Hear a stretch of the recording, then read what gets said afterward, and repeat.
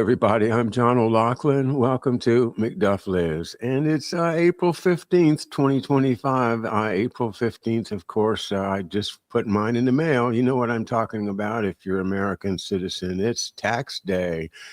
Well, taxes, tariffs, trade, all kinds of craziness going on worldwide. And we have our good friend Harley Schlanger here to help us sort it out. So, Harley, let's get started. Welcome back to McDuff Lives, and thanks for joining me. I consider this the real April Fool's Day. Okay. Well, because any of us actually pays it.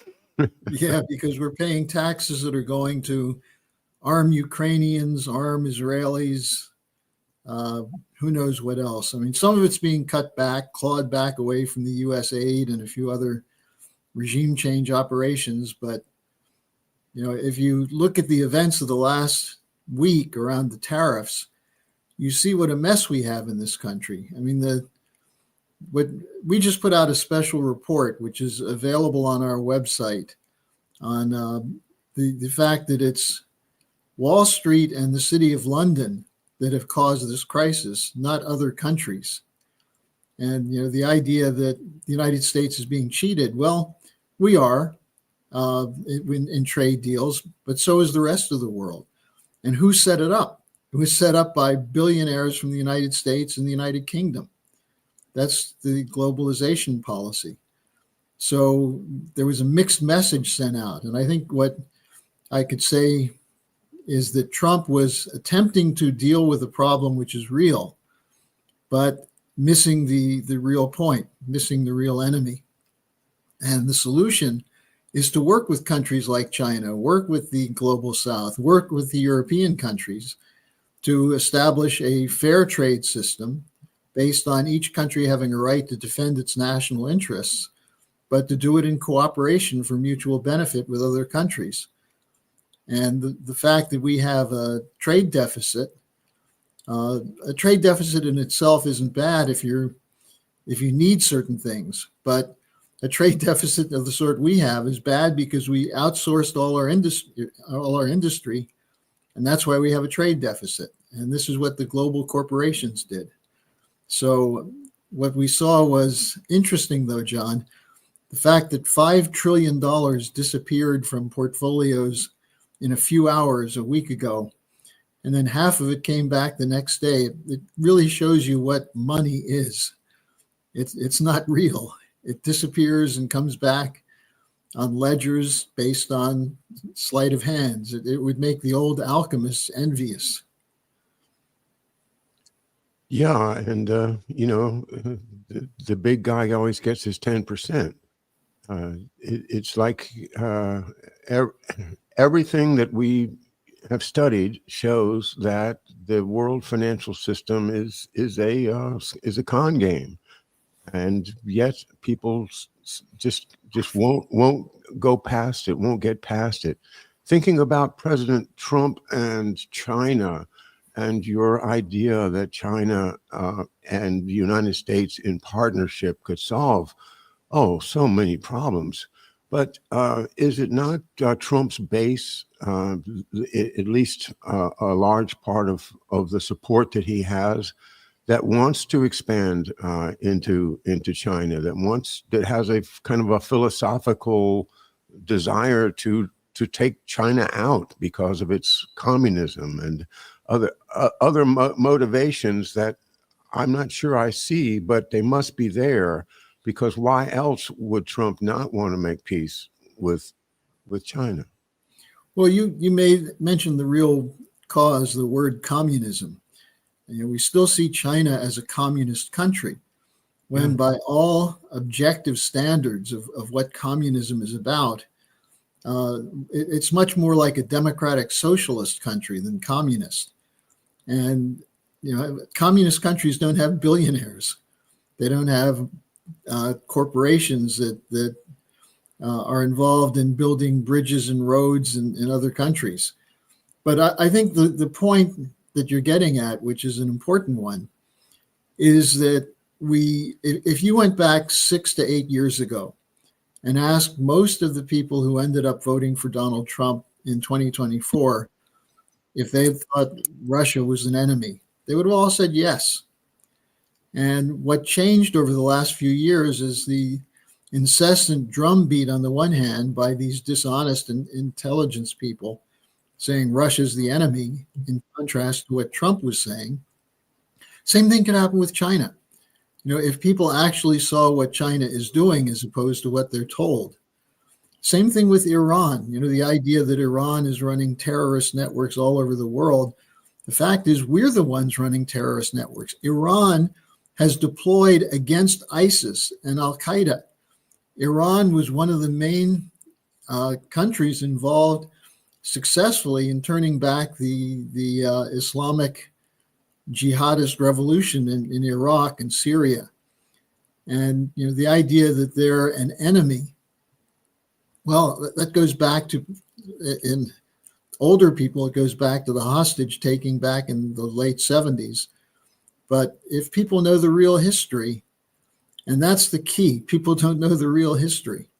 But I want to just put one thing out there before we get too far into this, which is that we had identified that the bond market was going to be the target for the people who wanted to shut down the normalization of U.S.-Russian relations, that the U.S. economy is weak because it depends so much on financialization, which depends on flows of money coming into the United States. What happens if the bond market takes a hit?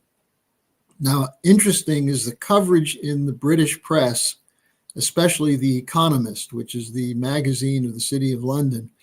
On April 10th, they had an article that you wouldn't quite see of the same sort in the US press. The story is America's financial system came close to the brink of collapse this past Tuesday. And it said turbulence may well return. This is, of course, the day after Trump took back the tariffs. Should trading seize up once again, the Fed would have to intervene, acting as the buyer of last resort and offering emergency loans to systemically important firms in need. In other words, mega bailout, massive bailout is what they're looking at. And when you think about this question of what happens to $5-6 trillion, which disappeared from the books one day, and then the systemically important financial institutions are still standing the next day, they lined up at the Fed window. That they were given guarantees that their debts would be protected, that they would have money flowing in. Now, when was the last time you had money flowing in when you suffered an economic setback? It doesn't happen. And so what we're looking at is a system which is blowing out. It's a bubble, a giant bubble. And we've been tracking this for 30 years. LaRouche identified this in the mid-70s. And we picked every step of the way, the 87 stock crash, the dot-com bubble, the Asia crisis in the late 90s, the 2007, 2008, 2019 to 2021, hundreds of billions of dollars in bailouts. And that allowed the corporations to continue to function even as they outsourced, even as they shut down their American companies. So who benefited? Well, the large corporate cartels benefited, the financial institutions benefited, but the average American did not benefit. The best they got, maybe they got some of their money in a 401k portfolio, but that almost got all wiped out last week. So, the problem is the financial system is broken. It's broken and bankrupt, and someone's got to do something about it. And it's not going to be solved by charging large tariffs on Chinese goods that are imported here. China has a very large number of customers around the world. They've diversified. They're going to be protected. We're not. And what President Trump is trying to figure out right now is who he should listen to. And I'll tell you who he shouldn't listen to. He shouldn't listen to Bessent, the Treasury Secretary, who's being portrayed as a moderate. He shouldn't listen to Miran, who's the head of the Council of Economic Advisors. Kevin Hassett rather, who's the National Economic Council, Peter Navarro, all of these guys are ideologues, and they have a belief that we can just extort money from other countries to pay down our trade deficit and our budget deficit. That's not the way the global financial system works. And all it does is drive more countries toward China and toward the BRICS. So it has the opposite effect that it intends. And somebody got that across to President Trump the day after Liberation Day, so that he ended up shifting away and had this 90-day pause. I don't know what's going to happen after 90 days, though, John. It's the same kind of rampant ideological free market mentality which got us into this mess in the first place.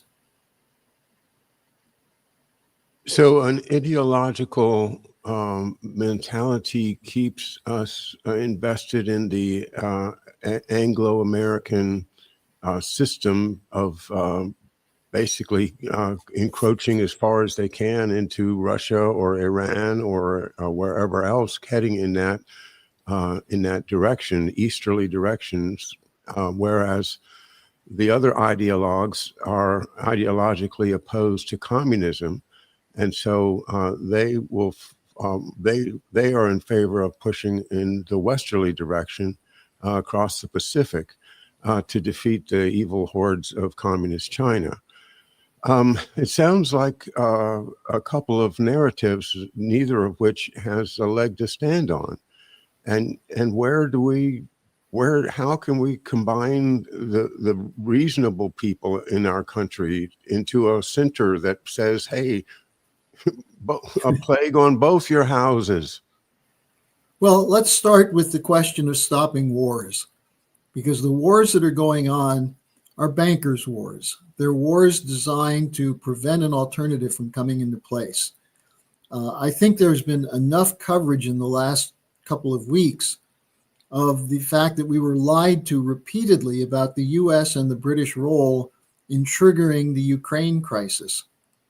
The London Times had an article a couple of days ago which talked about how in 2014 the Brits started moving special forces into Ukraine. And the New York Times on March 12th or sometime last month had a similar article about the US involvement in Ukraine from 2014 forward.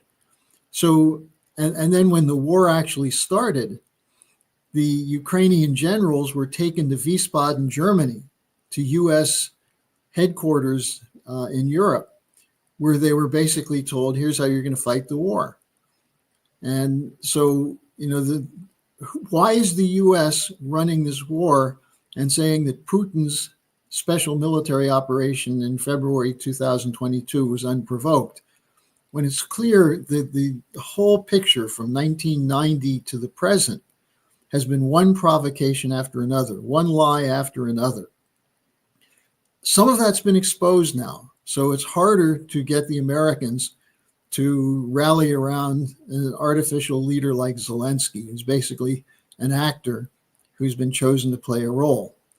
The China thing is different because we've had so many years of attacks. And look, China was a mess. The Cultural Revolution under Mao Zedong was a complete disaster for China. But the Chinese pulled out of it. Deng Xiaoping responded to U.S. Requests that China shift its policy and do some economic reforms. And China, since the late 1980s, has been moving consistently away from the collectivism of the Mao period. And they've developed a very sophisticated, integrated, complex industrial base, which is higher quality than we have now. It's more productive, their economy. They've lifted 800 million people out of poverty. They're now operating to do the same for tens of millions of people in Africa, in parts of Asia. And so they're looked at more sympathetically through the global South than we are, where we go in and set up military bases to make sure that governments will accept the terms from the International Monetary Fund. So we're seeing the negative effects of a U.S. adoption of a colonial policy beginning in the 50s and 60s that's turned countries against us. Now, we still could turn that around, but that's going to require some changes. But I'll tell you on the optimistic side, John, since today's tax day and everybody's down, the work that's being done by Steve Witkoff is kind of amazing. And we don't see most of it in the press, but he had a 3-hour meeting with Putin. And then he had this meeting with the Iranians. These are connected. The Russians are very much involved in trying to make sure that we don't have a nuclear war against Iran on behalf of Israel. And I think Trump doesn't want to have a nuclear war. I think he'd like to resolve this peacefully. His rhetoric sounds otherwise, but who are you going to listen to find out what Trump is thinking? Witkoff or Marco Rubio, who you know Trump really doesn't like, or Hegseth or Waltz? You know, that's the junior varsity. That's the equivalent of the Republican side of the Blinken-Sullivan grouping. But Witkoff is actually a genuine person. He doesn't have a history of diplomacy. That's probably why Putin trusts him. Is he from business? I'm not familiar with his background. Real estate. He's a buddy of Trump from New York real estate. Okay. So All right. whatever else he is, look, what impressed me about him was when he first went to see Netanyahu about a ceasefire. And he said, I'll be in your office 1 o'clock Saturday. And Netanyahu said, oh, no, we don't have meetings. That's the Sabbath. And Witkoff said, I'll be at your office 1 o'clock Saturday. You better be there. And Netanyahu showed up. And they crafted this ceasefire. You need someone like that who's not part of the existing establishment, who has the trust of Trump. And so all the confetti we see about Rubio giving speeches in Latin America, about driving the Chinese out of Latin America, you know, there are some splits in the administration. But ultimately, Trump is the one who's going to make the decisions. And to the extent that he wants to avoid these wars, I don't care if he talks about all hell is going to rain down on you if you don't do what we say. Let's see what he does. And if he's willing to do this negotiation with Iran, for example, this is going to be a hard negotiation, more difficult than with Putin. And I think at some point, Trump is going to meet with Xi Jinping. And I think Trump is secretly somewhat shocked that Xi is going to stand toe-to-toe with the United States. But hopefully someone will tell him China is strong enough to outlast this trade war. The United States is not. We depend on supply chains that come from China and from other countries. For example, the strategic metals. If we don't get it from China, we're going to be out of the market, which means we won't be able to develop some of the things that we need if we really want to be competitive in chip production. So, you know, the Chinese have a lot of cards, and the U.S. still does too, but the cards we have, we're not playing the right cards. Along the lines of restoring our relationship with the rest of the world, getting USAID out of the business of controlling governments around the world seems to be a good move, and great move. And so this is something that indicates to me that this. Well, many things. First of all, it's been a huge expense. The amount of money that we have spent on these USAID programs is absolutely, it's like fighting a war. But the American people didn't see it. We didn't know that all this money was being taken off of our table and pushed around the world in order to achieve regime change or to support somebody who can control the resource areas for extraction by our corporations. And this is the economy that we really have but don't want to face. Taking that away is huge. I guess. Oh, there goes Toto. She's upset about something again. Well, Oh, honey. John, let me bring up something that I found fascinating. Did you see the interview with Georgescu, the Romanian who should be president, who had an interview with Tucker Carlson? No, I didn't. Half of his interview was about Hamiltonian economics and how the American system is what he wants for Romania. Mm-hmm. Now, this is what we've been talking about. This is the whole idea of the Belt and Road Initiative, the idea of cooperation between East and West over the divide that's set up by the Mackinder geopolitics. And now we're seeing people speaking about it. Two other people who brought up Hamilton, Friedrich List, Sergei Witte, were Glenn Deason, who many people are seeing on various podcasts, including his own, and Alistair Crook, who is becoming very popular because he's a no-nonsense guy, former British intelligence, very well informed. And what he said is that Putin's speech at the Moscow Economic Forum toward the end of March was about Russia moving toward Hamiltonian economics. So there are people seeing this going on. Now, the BRICS are at the front end of this. And one of the things that's interesting about the BRICS is if you cut off China from supplies from the United States, especially agricultural products, well, they'll turn to Brazil. They'll turn to other countries in South America. They have other markets they can go to. We don't have other places to go for the things that we get from China. Now, do we really want to rebuild industry around toys and games and video games and things of that sort? Or do we want to have high-tech, cutting-edge scientific industry to come to the United States? So we don't have to replace the PlayStations we're not going to buy from China or Korea. The country would be better off without them anyway. But we do need steel. We do need machine tool capabilities that we're not producing right now.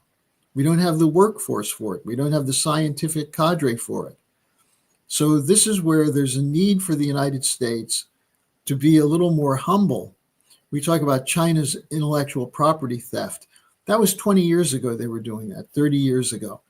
Right now they have many, many more patents pending for new industrial processes than we do, because they have many more students studying advanced engineering and physics.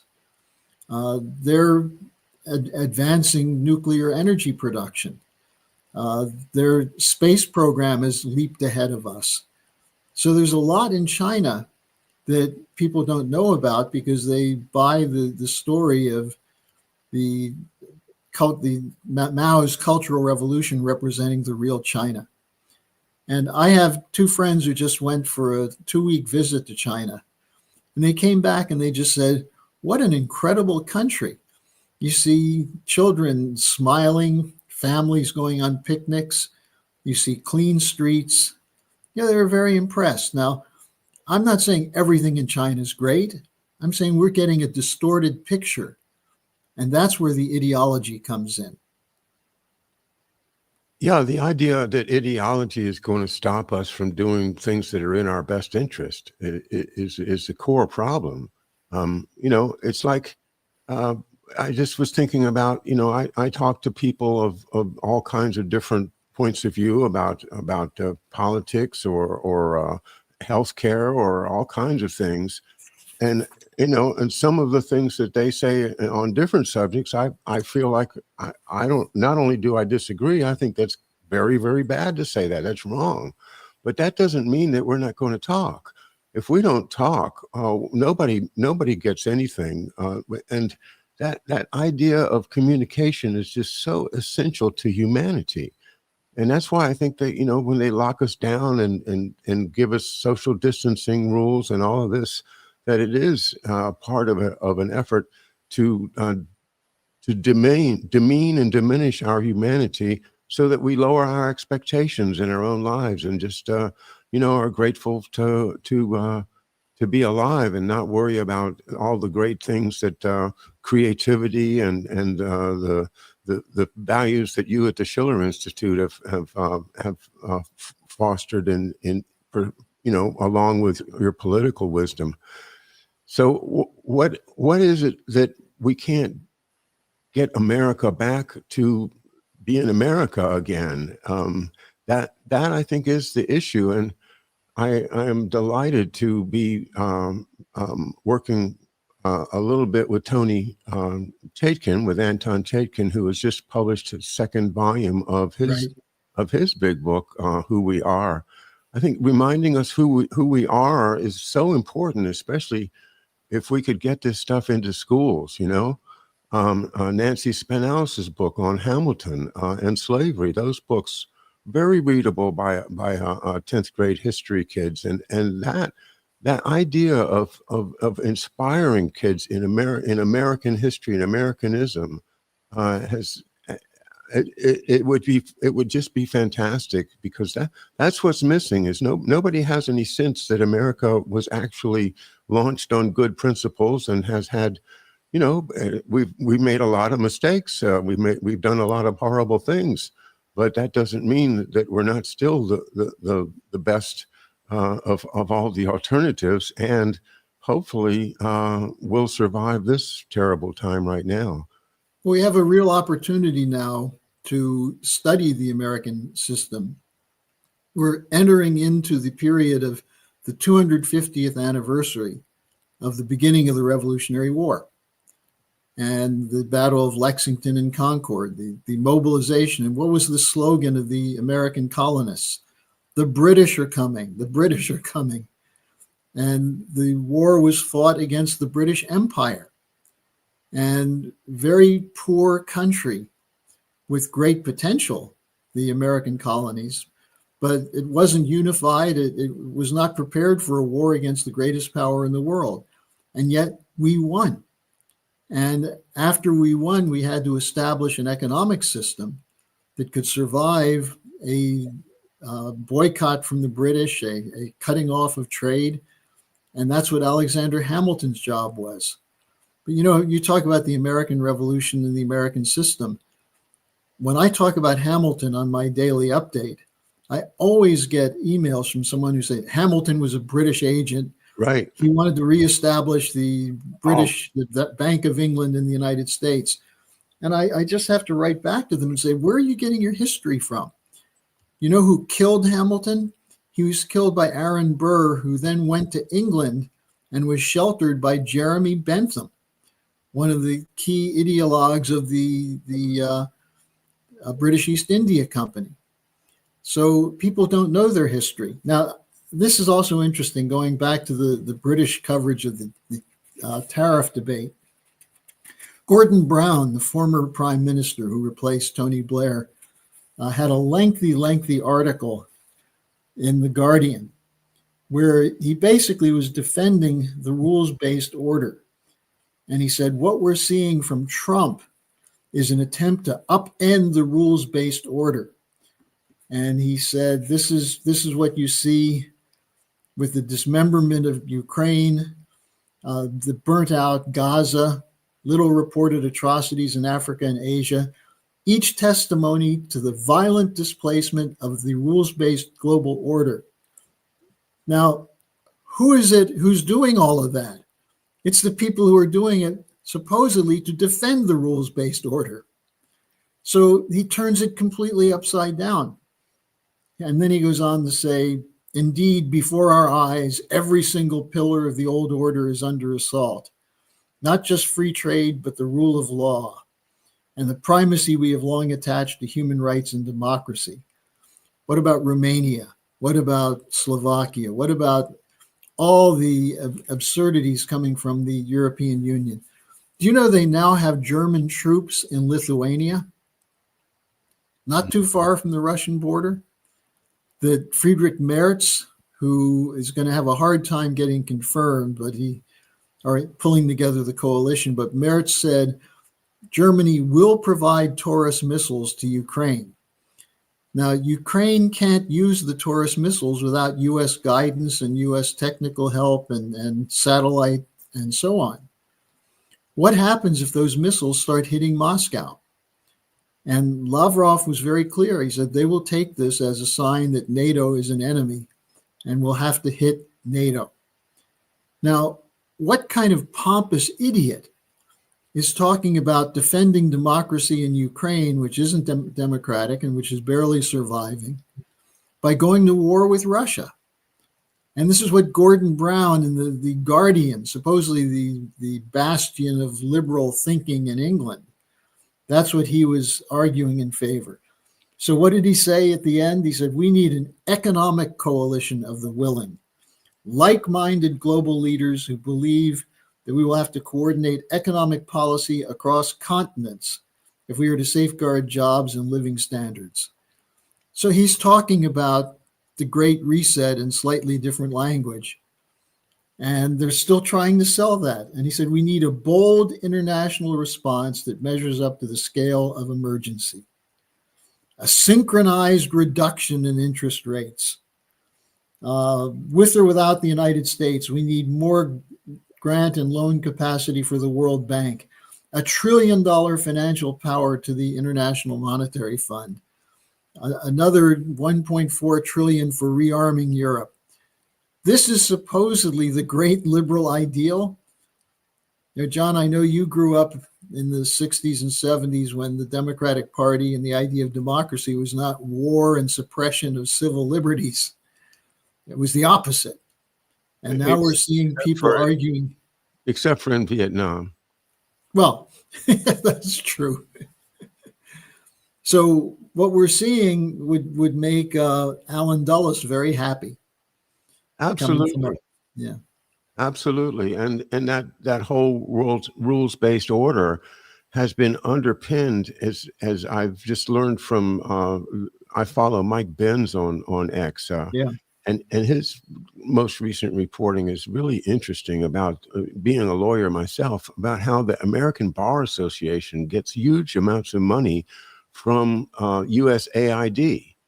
Yeah. And takes that money and brings, lawyers out into all of the world to show them how to make a legal system and appoint judges that are friendly to that very same rules-based order. So that's the way, the depth of which they have gone to undermine sovereignty in these countries, is to basically set up a judicial system that's always going to rule in favor of the rules-based order. That, if that comes to a stop, then it really is an indication of some type of dramatic change in American policy. And I can't help but remember President Kennedy's inaugural speech, in which we were pledging ourselves to help countries develop in their own way, with their own resources, and not to control them as the Dulles crew has always did then, and the successors continue to do now through that very same, I don't know, it's an empire as far as I'm concerned. Remember, John, AID, the Agency for International Development, came out of Kennedy. At the same time, he had the Peace Corps, the idea that we can do something that will be good for these countries. And it got turned into the opposite. It got turned into the agency of a police state. In the same way, look, this is where Americans are so naive. We had the 9/11 events, and we still don't know exactly who was behind it. Was there an inside job and as part of it, and so on? But what we do know is what happened afterwards. They went to a national security state in which the United States ended up supporting the terrorists, the same terrorists that we say hit the World Trade Center and the Pentagon. We supported the regime change in a number of countries that were moving toward improving the conditions for poor, for especially for women. You know, people don't think about this, but in Iraq and Libya, there were women who were being put into positions of authority. Syria had more gender equality and under Assad. And who do we end up supporting? The radical Islamic terrorists. And that's the rules-based order. You know, it was Sullivan who sent a note to Hillary Clinton, an email saying Al-Qaeda is on our side in Syria. And he wasn't saying that out of surprise. He was letting her know that that's who we're allied with. So, you know, we have narratives that have turned things upside down, like the question of Hamilton being a British agent. You know, the same people who say they love George Washington, his farewell address was so powerful, such an important document. Why would they think that someone who is that brilliant and astute would allow a British agent to be his aide de camp? Because Hamilton, toward the end of the Revolutionary War, was an aide de camp for Washington. And Washington insisted that Hamilton stay in the cabinet when there were people trying to drive him out. So the distortion of history, and Tony Chaikin is very good at bringing out these ironies. His original book, Treason in America, has quite a lot on that. I haven't seen his new book yet, but I'm intending to get it. Yes, and I'm looking forward. I will be interviewing him Monday morning at 11 a.m. this coming Monday. So right here at McDuff Lives. So I'm looking forward to that. And I'm into about halfway through the book, and it's really is a well told and exciting tale, and with stuff that a lot of stuff I didn't know. So it's great to have his volume 2 finally available. Let me mention one other area where Americans are manipulated, which is the whole Middle East situation. Oh, yeah. I think that's starting to change a little bit. Certainly in Israel, we're seeing larger crowds coming out against Netanyahu. I just wrote an article. Did I send that to you on the Iron Wall? No, you didn't. Okay, it just came out. It goes after some of the axioms of Israeli security policy, one of which is something called the Iron Wall. The idea that the only way the Jewish state can be safe and secure is by crushing the Arabs so they have no hope of getting rid of the Jews. And then, only then, when they've given up all hope, can they be given rights. And the person who wrote that Iron Wall document was a man named Jabotinsky, who created the Herut Party, which became the Likud Party. He's one of the heroes of Netanyahu. Netanyahu's father was the American secretary for Jabotinsky. But Israelis have this belief that, well, yeah, Jabotinsky was greater Israel, was crush the Arabs and all that, but Ben-Gurion was different.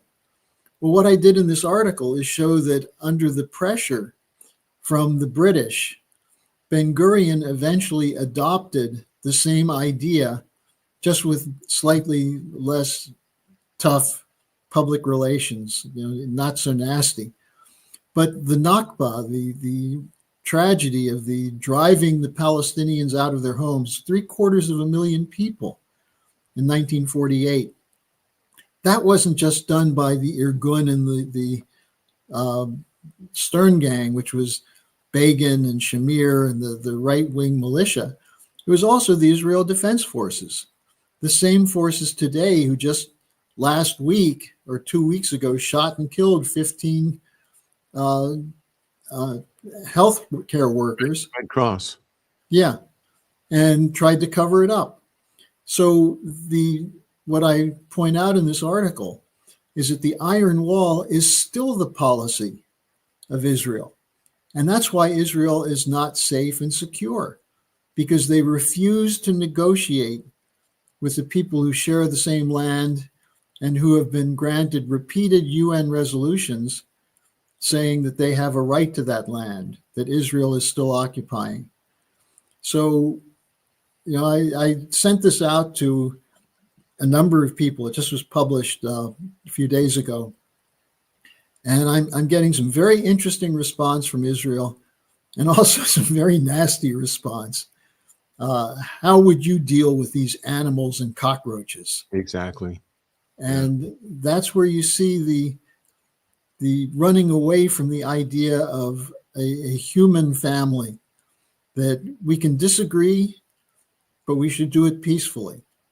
And what you'll always hear is, well, the Arabs did this. And the Arabs will say, well, the Israelis did that. You have to get out of the cycle of violence. And that's why Helga keeps talking about the Peace of Westphalia, that Christians were slaughtering each other for 30 years in the 30 Years' War from 1618 to 1648. But starting in 1645, they started a process of negotiations. It took them 3 years before they got the Peace of Westphalia. But what did they come up with? We have to give every nation the right to run their own country, that we have to have a non-interference policy with other nations, even if they're different religions. And at the time, Protestant versus Catholic was pretty brutal warfare. And the second point they made is we should act in the interests of the other. Essentially, the golden rule applied to nations. And that's the principle of the nation state and sovereignty, which globalization has attacked. And so this is where we have to have conferences. We have to have a conference on reorganizing the financial system. Can't we do something like that? Why not? But to do it, you have to make sure that the people who are involved in it are not the ones who have a vested interest in getting bailed out. And I did my update this morning on this idea that too big to fail is a concept that has to be thrown out. If someone has run a business into bankruptcy, you don't keep bailing them out with debt, especially if that debt is other people's tax payments. So these are where we need to do some real thinking. Yeah, thinking is good, but it's not very popular. Who was it? Young said about thinking is difficult. That's why most people judge. And that's what it is. I've already judged you as you are animals, you are cockroaches, and that's my judgment, and I'm done. And from that point on out, it's just the exterminators. Call the exterminators, and that's what they've done. And I can't believe that America is paying for 90% of it and supporting it politically. I just can't believe that this country is doing it. I actually posted on my social media, my personal, this morning, kind of just anguish that, I see so many people, my liberal progressive friends, decrying the lack of empathy in the world. What the world needs is empathy. I saw this meme said, they should teach empathy in schools. Okay, well, wait a minute. I can understand that you think that there's not enough empathy in the world, but did you not just read that, the Israeli IDF just bombed the last hospital in Gaza, that bombed a building, and after which they knew it was full of children? Did you not see any of these photographs? Who the hell are you to be asking for empathy? It makes me sick that my country is supporting this genocide, and it just makes me sick. I mean, it's hard to fathom, especially given that after World War II, much of the world looked to the United States as the model, as the liberators, as the country that was able to rise above the traditional rivalries. And especially then after World War II, when we helped rebuild Japan and Germany. That instead of the Versailles punitive agreement, we were participating in the rebuilding of the country of the enemy. And now we see Germany. I mean, living in Germany is somewhat frightening right now. They're talking about educating school children in how to shelter, how to teach their parents that you have to go into the metro, the subway system to shelter in case of Russian attack. They're talking about mass recruitment to the army. They're talking about why it's necessary to be prepared to fight a war against Russia by 2028, 2029. Why? Why would there be a war between Germany and Russia?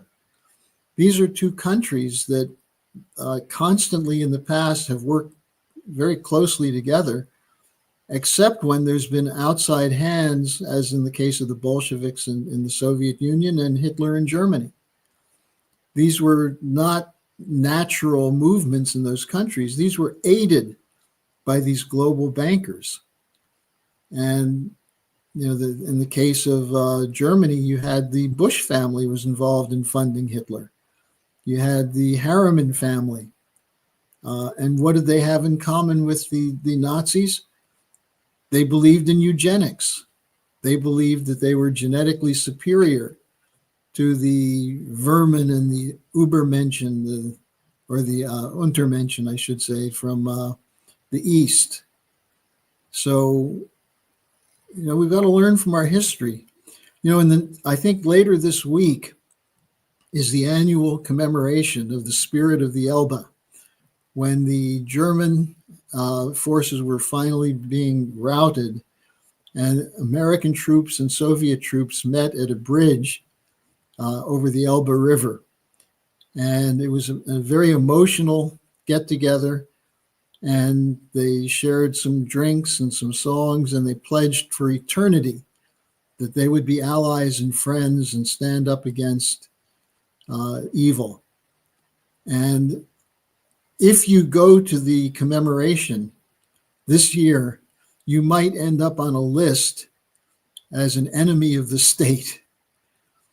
Yesterday, Kallas, the foreign minister of the European Union, said that no citizens from the European Union should participate in the May 9th Victory over Nazi Commemoration Day in Russia, in Moscow. That's how things have been turned upside down. I mean, she's Greek, right? No, she's Estonian. Oh, she's Estonian. I call her the mouse that roared, because here she is from a tiny country how did she become the foreign minister of the European Union? Because she's so hateful towards Russia. Russia freed Estonia from the Nazis. Yeah. Well, and Kallas's family, you go back to look at her grandfather, and you find out that he had connections with the Nazi regime that was installed in Estonia. Just as you see that with Chrystia Freeland, the former vice premier of Canada, as you see it with the Bandera crowd in the Azov battalion in Ukraine. And the Russians don't forget history. I really like to watch Lavrov, or Lavrov, I guess it's pronounced. He's somebody that says a whole lot with very few words, and and he's probably the best deadpan I've ever seen. Well, he's got a face for it, doesn't he? Yeah. But what's interesting about him is that he's a real diplomat. Yeah. And he speaks several languages. He knows history. We used to have at least a portion of our State Department was real diplomats. We had the Arabists in the State Department who actually spoke Arabic and had studied the history of these various countries. Now we have very few people who qualify as those kinds of diplomats. One thing I will mention, I don't know if you saw this, John, but last Wednesday, Helga Zepp-LaRouche had a discussion with Jack Matlock. Did you see that? No, remind me who he is. Matlock was the last ambassador to the Soviet Union of the United States. Oh, He was appointed by Bush, but he came up through the Reagan group. And he was there at all the meetings where promises were made about no eastward expansion of NATO, when there was discussion of U.S. helping the Soviet Union transform to a democracy. He's now, I think, 95 or 96, very coherent, very principled, and very emotional in discussing these things. But this is real history. Someone who was there when Baker made the promise that the NATO forces would not move 1 inch to the east. Someone who was there when there were promises made to the Soviet Union. And what did Gorbachev say? We will peacefully dissolve the Warsaw Pact, and we would like to be part of the West. This is what Yeltsin was saying. And this is what we promised them. And meanwhile, as we were doing that, the Warren Christophers and the Anthony Lakes were planning the expansion of NATO as they were making promises to the Russians. And so when you see these stories about Putin moved into Ukraine unprovoked, well, if you throw out 30 or 40 years of provocations, yeah, maybe that's true. well, it certainly looked that way to me when he crossed the border. I was shocked. I thought, oh, Putin's never going to cross, not going to violate it. That would, violate international law. And he's got a tough situation already. The Russian economy wasn't all that great, and I thought he won't do that, and then he did. And now, looking in retrospect, I can see why he did. Of course, we weren't told the stories about the bombing of Donetsk and bombing of all the Russian enclaves, and thousands of people were killed. The killing in Odessa, for example, where they set fire to a trade union building and killed, I think, 34 or 43 people, and stood outside and cheered as they were burning up inside the building, and they were locked in. We never got the stories. Sounds like Oliver Cromwell in Drogheda, the terrible Irish disaster when he burned a church in which all the town had gone to flee for safe harbor. Yeah. That kind of thing resonates with people now if it's told in the news, but it wasn't told. So many things that are just spun. And as you said at the top of the show, a lot of the comments that you hear are just spin that should be ignored. Well, I think it's a good warning that if you hear somebody saying that, well, this is our consensus, you have to ask, whose consensus? Where's this coming from? Who's benefiting from it? And this is what LaRouche always insisted, that we establish our own intelligence operation to get to the question of who benefits, what's the intent of the policy. And if it's not transparent, that should raise some questions.